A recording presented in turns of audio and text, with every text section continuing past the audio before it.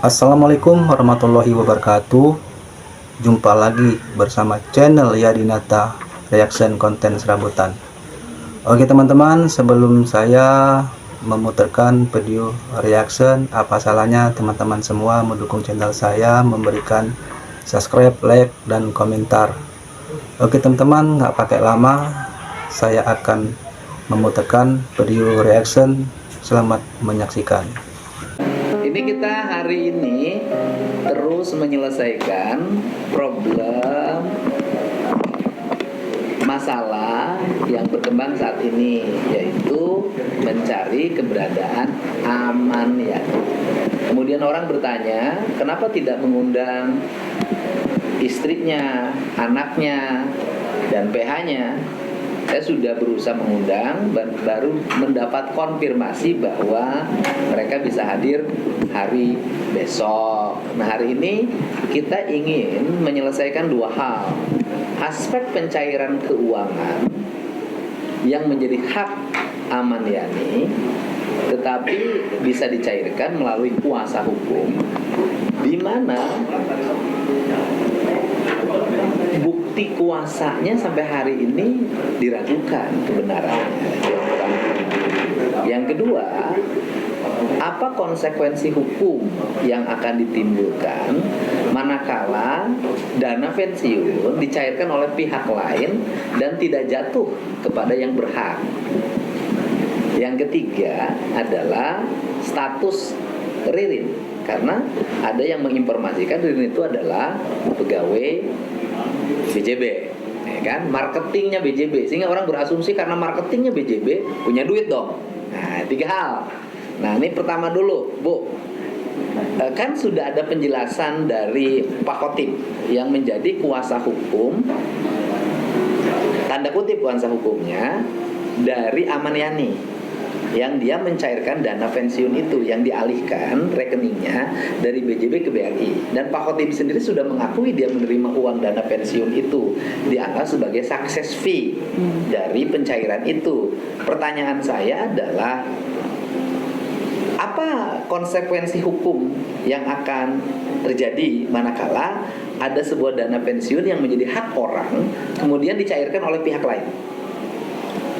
Baik, Bapak, kalau berdasarkan undang-undang dana pensiun, memang pensiun itu harus diberikan kepada pegawai yang berhak yang mendapatkan dana pensiun atau keluarga istri, ahli waris dan ahli waris yang terdaftar di dana pensiun tersebut. Ahli warisnya kan istrinya sudah bercerai, bukan ahli waris lagi. Pada saat Pak Aman Yani mendaftarkan itu masih istrinya masih saat itu masih didaftarkan sebagai. Pada saat pencairan kan sudah bercerai. Nah, di dana pensiun itu ada namanya penghinian data. Nah, jadi dana pensiun itu akan membayarkan hak pensiunnya pegawai tersebut sesuai dengan data penghinian data yang dilakukan oleh peserta dana pensiun. Nah, di mana di dana pensiun itu masih terdaftar saat itu anak dan istrinya. Pihak dana pensiun Bank BJB telah mengklarifikasi waktu saat itu ke keluarga istrinya untuk penghinian data tersebut, namun istrinya tidak bisa, keluarganya tidak bisa karena Pak Aman Yani-nya itu sempat dimintakan datang ke dana pensiun, tapi dari tidak ada kan? Tidak ada. Dan saat itu pihak dana pensiun Bank BJB pun minta ke keluarganya surat keterangan apabila memang Pak Aman Yani itu sudah meninggal ataupun hal memang kan tidak ada juga. Tidak ada juga. Okay. Karena kalau dana pensiun itu apabila peserta sudah tidak ada, pertama ada waktu 2 tahun Wagub apabila dana peserta tidak menerima atau mencairkan dana pensiun peserta tersebut, bahwa dana pensiun itu akan disahkan ke balai harta. Jadi tidak menjadi hak atau akan dibayarkan kepada ahli waris atau istri yang didaftarkan. Oke. Istrinya kan sudah bercerai, tapi dia punya anak. Anaknya kan sudah pada menikah, 3 orang kalau nggak salah anaknya. Ada 2 hal pertanyaan saya. Pertama, penegasan tadi, apa konsekuensi hukum yang akan diambil oleh dana pensiun BJB apabila yang mencairkan kemarin itu bukan yang berhak? Yang bisa konsekuensinya sebenarnya yang bisa menuntut adalah keluarganya, Pak Gub. keluarganya. Betul, karena kalau dana pensiun itu membayarkan sesuai tadi data yang diterima, di mana saat ini tuh Pak Aman Yani selalu melakukan pengkinian data. Nah ini yang mungkin nanti kami akan Yang melakukan pengkinian datanya siapa? pengkinian data ya, jadi dana pensiun ini masih menerima pengkinian data dari Pak Aman. Tapi kan Pak Aman Yani belum pernah data. Betul Pak Gub, itu melalui email. Kalau email kan bisa dipakai siapa aja. Nah itu yang memang mungkin kedepannya akan kami cek kembali. Oke. Kalau memang kemarin ada kami dana pensiun itu bisa membayarkan apabila memang peserta itu mengkuasakan, mengkuasakan, dan saat itu dikuasakan kepada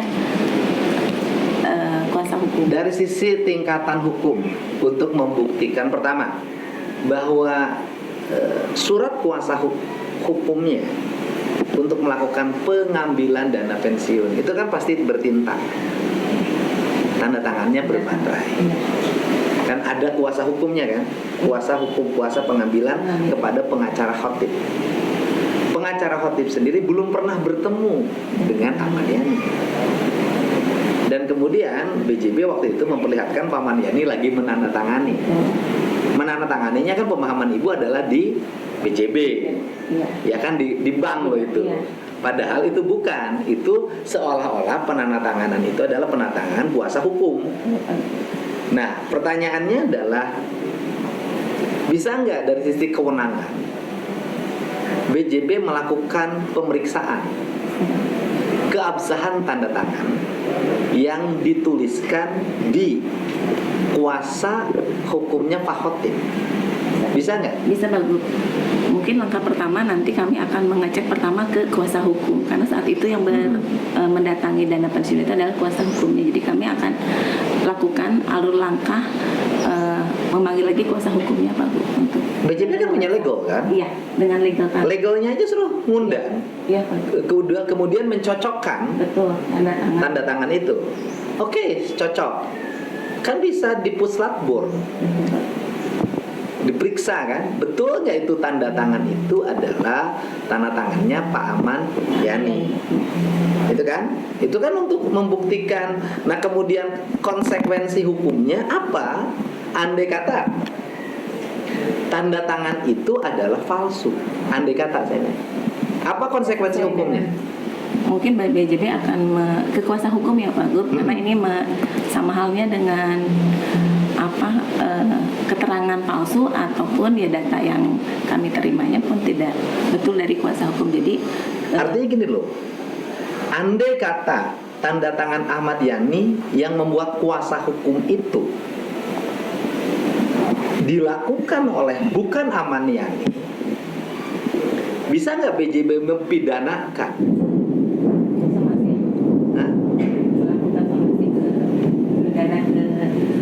Mempidanakan orang yang menandatangani. BJB bisa melakukan karena tadi Pak Gub, hak pensiun itu dengan keluarga. Iya, tapi kan dari sisi aspek prosedur BJB kan sudah dibohongin apabila benar. Betul. Gini Bu, nah ini kan kuasa hukum nih. Iya. Kuasa hukum beranggapan yang nana tangan itu adalah Pak Ahmad Yani. Betul. Kuasa hukum mendapatkan kuasa itu dari Ririn. Kemudian kalau kemudian andai kata bahwa ternyata itu bukan tanda tangan Ahmad Yani, bahwa Ahmad Yani tidak memberikan kuasa terhadap pengambilan uang dana pensiun di BJB, yang nana tangan adalah orang lain, bisa nggak BJB memproses hukum? Bisa Pak Gub. Melaporkan kepada Polda, ke Polres, ke Mabes Polri tentang pemalsuan dokumen. Iya, bisa Pak Gub. Kan ini bisa undang-undang pemalsuan dokumen. Betul. Itu bisa Pak Gub, nanti BJB melalui legal kami bisa memproses terkait yang tadi adanya pemalsuan dokumen dan tadi kuasa hukum yang memang tidak sesuai. Ya kan gitu loh, pemalsuan dokumen. Jadi kita tidak ngomong dari sisi ahli warisnya, karena ahli warisnya kan sampai hari ini pasif Bu. Tapi saya ngomong dari sisi aspek prosedural, di mana BJB tidak boleh menjadi pihak yang terjebol uangnya, dana pensiunnya oleh pihak lain yang punya niat jahat. Gitu. Itu bisa. Bisa Pak Gub. Pemalsuan dokumen. Iya. Pemalsuan dokumen tuh bisa. Kan itu tanda tangannya kan menurut Ibu sama. Kan gitu. Ibu kan waktu itu beranggapan Pak Ahmad Yani yang ngambil uang itu. Padahal itu kan slip yang seolah-olah ditandatangani oleh Pak Ahmad Yani. Tapi ditandatanganinya bukan di kantor BJB. Gitu loh.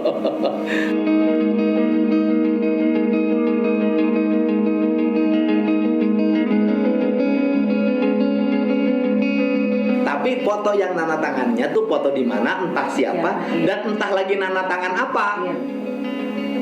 Kan kita tidak tahu Pak Ahmad Yani lagi nana tangan apa. Andai kata foto yang dibuat itu adalah foto Pak Ahmad Yani, kan kita tidak tahu bahwa yang ditandatangani oleh Pak Ahmad Yani itu apa. Kan kita nggak tahu, Bu. Gitu kan. Nah, dari sisi aspek hukum, kuasa itu harus dibuat oleh yang diberi kuasa dengan yang membuat kuasa berhadapan langsung nggak? Kuasa dengan iya berhadapan langsung, Pak. Saya membuat kuasa pada Ibu. Apakah kuasa itu harus dilakukan berhadapan langsung? Harus berhadapan langsung, Pak. Bisa nggak Zoom? Bisa kalau Zoom. Bisa, tapi kan kalau Zoom berarti ada bukti elektronik. Iya, betul, Pak Bu. Nah, kalau ini kan kuasa dibuatkan tanpa bukti elektronik dan tanpa bukti tatap muka. Iya. Dan pengacaranya sudah mengakui bahwa itu tidak tepat. Saya nggak tahu ngomong soal itu yang pertama. Nah, kemudian sampai kapan dana pensiun Ahmad Yani dicairkan? Dibayarkan ya dari dana. Iya, dicairkan itu ditarik. Ya, ditarik oleh. Kalau Bank BJB membayarkan dana pensiunnya Pak Ahmad Yani sampai ya Pak Ahmad Yani itu dan keluarga ahli waris itu berhak menerima. Bukan. Pertanyaan saya adalah, ini kan dana pensiunnya diambil nih. Pertama kemudian ditransfer ke BRI sekian, habis itu dicairkan, diambil sama kuasa hukum dan sama Ririn, ya kan? Setelah itu kan masih ada, berarti kan ada dana tersisa yang diambil tiap bulan. Kalau dari dana BJB-nya ke BRI tiap bulan ditransfer? Ditransfer, Bu. Ke BRI terus ditransfer. Oh, jadi dari BJB-nya tiap bulan transfer ke BRI. Betul. Di BRI-nya diambil pakai ATM. Pakai ATM. Kalau yang mengambilnya ATM, pakai ATM, tinggal dicek aja, nanti kita cek di BRI. Pengambilan ATM-nya di ATM mana dalam setiap bulan. Sedangkan Pak Ahmad Yani disebutkan di Kalimantan. Kalau Pak Ahmad Yani disebutkan di Kalimantan, ternyata ATM-nya digesek tiap bulan di ATM Indramayu, berarti yang menggesek bukan Pak Ahmad Yani. Iya. Nah, di ATM itu kan ada foto. CCTV, ya. Ada CCTV kan? Di ATM ada CCTV kan? Sama ada daftar penarikan. Ada, tinggal di print out kan data penarikannya. Kemudian ada CCTV-nya. Kan tinggal di CCTV matinya berapa bulan ke belakang? Tergantung ini sih Pak, gue biasanya tergantung harddisk. Iya. Terhapusnya. Bisa nggak setahun ke belakang CCTV masih tersimpan dokumennya? Itu tinggal dilihat tanggal sekian, bulan sekian, jam sekian, detik kesekian. Itu di ATM ini, ATM atas nama Pak Ahmad Yani, ditarik duitnya, siapa yang narik duitnya? Wajahnya kan kelihatan. Bisa Pak Gub, kan sampai April kemarin aja kita Bank BJB, dana pensiun Bank BJB masih membayarkan, mentransfer dana pensiunnya Ahmad Yani ke rekening BRI tersebut. Jadi sampai bulan April kemarin. Iya. Dan saya yakin bahwa di rekening BRI-nya duitnya masih ada. Nah, sekarang dihentikan nggak? Sekarang dihentikan Pak Gub. Dihentikan. Setelah muncul peristiwa ini. Kita minta. Karena dikhawatirkan ketika ditransfer jatuhnya bukan pada yang berhak. Iya. Oke. Sampai sekarang pihak keluarga ada yang datang nggak? Belum ada. Ke BJB Iya. mempertanyakan ini? Tidak ada Pak Gub. Tidak ada. Padahal yang berhak keluarganya loh. Iya, berhak keluarga. Tapi hebat keluarganya, tidak mau mengambil dana pensiun ayahnya, gitu loh. Nah, kemudian yang berikutnya, pertanyaan berikutnya adalah masalah Ririn. Kan ada muncul di media sosial, Ririn tuh punya uang, wajar dia punya uang, wajar dia meminjamkan 300 juta ke Pak Ahmad Yani, orang dia marketing di BJB, bener nggak? Sampai saat ini di data kepegawaian Bank BJB tidak ada atas nama Ririn yang dimaksud menjadi data pegawai Bank BJB. Marketingnya BJB? Tidak ada Pak. Kalau yang disebut marketing itu freelance apa resmi? Marketing itu kan ada yang resmi Pak Bu. Kalau yang freelance itu dia kita itu ada tenaga outsourcing. Nah sekarang Ririn terdaftar nggak sebagai tenaga outsourcing? Jadi kalau Bank BJB tidak ada terdaftar bahwa Ririn itu sebagai tenaga outsourcing atau dia di kepegawaian Bank BJB. Namun Bank BJB bekerja sama dengan perusahaan yang mengelola outsourcing, di mana data kepegawaian yang dimiliki oleh orang-orang yang bekerja tersebut di Bank BJB itu adanya di data perusahaan yang bekerja sama dengan Bank BJB. Jadi perusahaan boleh mengganti kapanpun karena kita Bank BJB bekerja samanya dengan jasanya Pak. Oke, di perusahaan yang bekerja sama dengan BJB sebagai tenaga outsourcing marketing, Ririn terdaftar nggak di perusahaan itu? Setelah kami cek itu Ririn itu terdaftar sebagai outsourcing di PT SME yang Outsourcing di PT SME sebagai kas kolateral, jadi pick up service yang mengambil dana bukan marketing. Oh, jadi tugasnya Pick up service dia mengambil dana nasabah untuk pick up service itu petugas yang mengambil dana nasabah untuk pembayaran kredit atau menagih. oh penagih utang, Ya. debt collector. Bukan debt collector, Pak Gub. Jadi pick up service itu Bank BJB pernah bekerja sama dengan PT SME itu sebagai jasa yang melakukan pengambilan dana. Biasanya kan kita ada dana di pasar-pasar atau dana. Oh iya, di perusahaan kerjasama ngambilin duit tunai. Iya. Nah, dia sebagai tenaga outsourcing mengambil uang tunai di daerah-daerah, di pasar-pasar, di kawasan-kawasan yang nanti distorkan ke BJB. Iya. Gajinya gede nggak? Enggak, Pak Gub. Gajinya itu kalau di bawah Di bawah UMR. setelah kami cek itu sekitar 1,2 Gajinya 1,2. sekitar. Jadi bukan bos dong. Bukan. Bukan uang yang bergaji besar. Iya. Jadi kalau Ririn, saya mengejar ini loh. Ririn tuh meminjamkan uang 300 juta ke Amaniani dengan status dia sebagai pegawai outsourcing hanya 1,2, berarti dia harus ngumpulin uang 500.000 rupiah sebulan atau cuma 5 juta, jauh ke 300 ya. Jadi ya mungkin aja dia punya uang yang lain, tetapi kalau melihat dari status dia bekerja itu tidak mungkin mengumpulkan uang itu. Karena sebagai pegawai ya, bukan pegawai Sampai kapan dia pegawai di tenaga PT apa namanya? PT SME. SME itu Iya. sampai kapan? Sampai sebentar itu nggak ada 2013. Sampai 2013. Mulai dari 2013 lalu berakhirnya 2010 sampai 2013 Bank BJB bekerja sama dengan PT SME. Setelah itu nggak ada kerjasama lagi. Berarti setelah 2013 Ririn tuh sudah tidak bekerja lagi di situ. Artinya dia nggak tahu pekerjaannya apa. Ya. Yang jelas setelah itu dia tidak punya pekerjaan lagi di situ. Oke, jadi setelah itu dia tidak punya pekerjaan lagi di PT SME sebagai mitra kerja dari PT Bank Jabar Banten. Lalu maaf izin, jadi BJB itu bekerja sama dengan PT SME itu di tahun 2010 sampai 2013. Dari keterangan data di PT SME ini, Ririn ini ditempatkan di Bank BJB itu tahun 2013, memang nggak ada keterangan sampai kapan. Oh, jadi cuma sebentar 2013. Tapi kan keburu berhenti kerjasamanya. Kerjasamanya keburu berhenti. Jadi memang kalau kita kan kerjasamanya tadi beli jasa dengan mereka berhak mengganti. Artinya dari sisi ini Ririn memiliki pengetahuan tentang cara mencairkan, kemudian aspek-aspek yang bersifat administratif yang berhubungan dengan perbankan. Dia punya pengetahuan tentang itu, gitu loh. Gitu. Jadi pinter lah, gitu loh. Jadi itu aja yang diketahui tentang itu. Karena Ririn itu sebagai PT SME, jadi memang tidak di bawah monitor. Ya, berakhirnya 2013. Kita kerjasama dengan Ya, jadi ini penjelasan tentang Ririn. Jadi sudah dijelaskan, Ririn tidak pernah bekerja di BJB secara organik, tidak organik. tetapi dia bekerja sebagai tenaga outsourcing pada tahun 2013 dengan PT SME, dan 2013 sendiri PT SME putus kerjasama dengan BJB. Jadi kurang lebih bekerjanya berbulan-bulan lah. Iya. Di tahun 2013 dengan upah minimum kabupaten.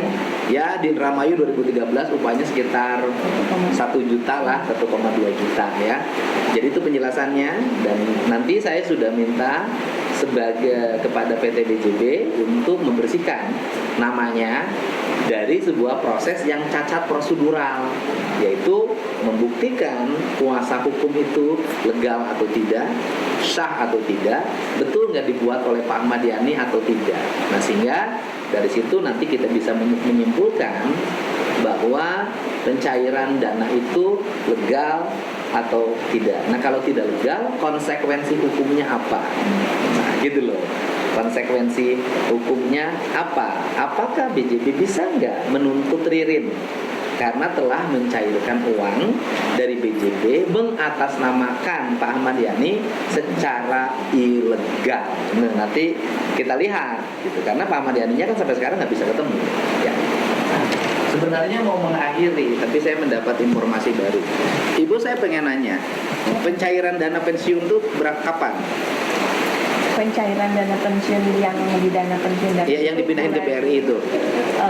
Ada tanggal dong, nggak boleh ngarang dong. ada datanya Nah, di mana, ambil aja datanya.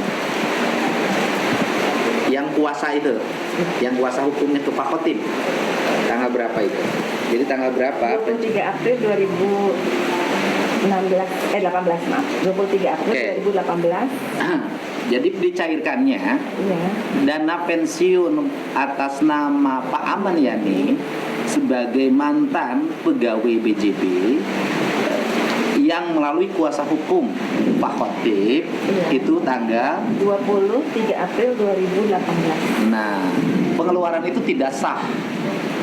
Kenapa? Karena Ibu Samina, istrinya Pak Ahmad Yani, Ibu Samina bukan? Ya udah, nanti Ibu cari aja. Ibu Samina mengajukan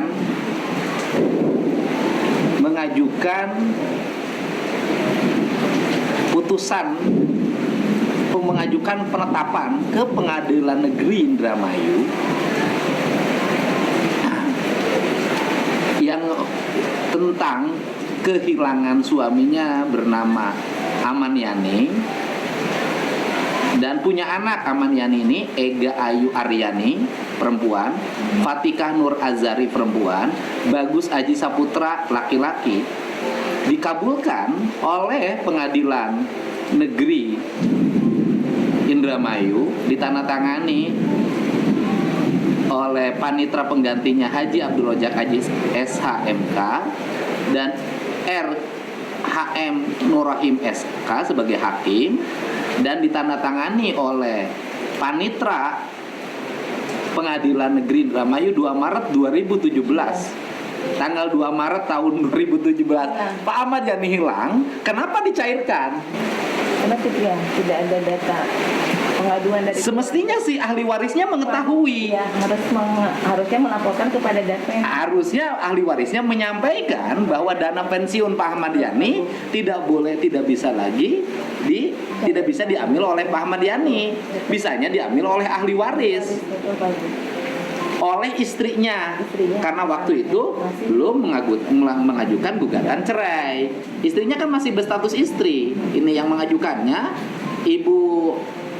Ibu apa yang mengajukannya itu adalah Ibu Samina sebagai istri. Tentang duduk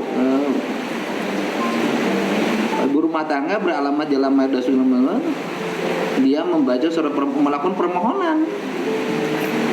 Harusnya istrinya berkirim surat menembuskan ke Dapen bahwa suaminya tidak bisa lagi mengambil uang. Kalaupun uang, dia yang ambil dong. Ya, harus dialihkan kepada istrinya atau ke anak-anaknya. Secara hukum pencairan uang ini nggak sah.